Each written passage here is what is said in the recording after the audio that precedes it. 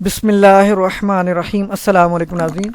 جن اپلیکینٹس نے اپلائی کیا ہے احساس ایمرجنسی کیش پروگرام کے تحت اور اپنی آئیڈینٹی کارڈ بھیجے ہیں 8171 پر، رپلائی میں ان کو یا تو یہ میسج آئے گا کہ آپ کے والد احساس ایمرجنسی کیش پروگرام کے لیے اہل ہیں، رقم کے حصول کے لیے وزیر اعظم صاحب کو جلد آگاہ کیا جائے گا۔ اب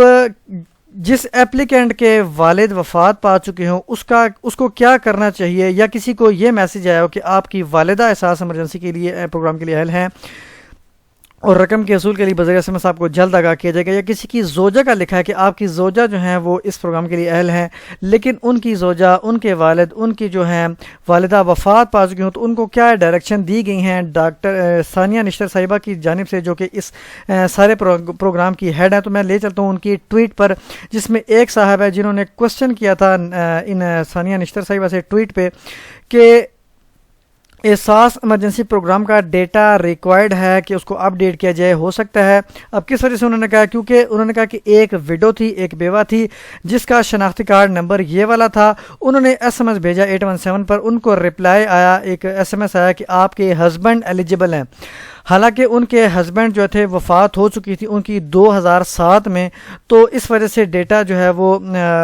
اس کو اپ ڈیٹ کیا جائے اس احساس کیش کا۔ اب لازمی بات نہیں ہے، ہو سکتا ہے کہ انہوں نے خود ہی ڈیتھ کی رپورٹ نہ کی ہو، اور اگر کی ہے تو نادرا کی شاید مسٹیک ہو کہ ان کا آپس میں جو ہے جو اس کے جو ہے ڈیٹا میچ نہیں کر رہا۔ نادرا کی جب ڈیٹا سے یہ فیچ کرتا ہے ڈیٹا ان کا احساس والوں کا، تو ہو سکتا ہے ان کے ریکارڈ میں نہ آتا ہو، تو کچھ بھی غلطی ہو سکتی ہے۔ لیکن اگر تو کوئی اپلیکینٹ ایسا کہ جن کو پتہ ہے کہ انہوں نے رپورٹ نہیں کی نادرا کو اپنے کسی بھی متوفی عزیز کی، والد والدہ یا زوجہ کی کسی کی بھی، تو وہ نادرا کو رپورٹ کرے۔ نادرا کو رپورٹ کرنے کے لیے آپ کو کچھ ہو سکتا ہے ڈاکومنٹ بھی لے کے جانے پڑے، لیکن آپ پہلے ان کی ایمرجنسی جو ان کے لائن ہے، آفیشیل ہیلپ لائن لائن، ان کے جو ہے وہ کانٹیکٹ نمبر پہ رابطہ کر سکتے ہیں۔ کانٹیکٹ نمبر میں آپ کو بتا دیتا ہوں کہ ان کا کانٹیکٹ نمبر ہے نادرا کا 05111786100۔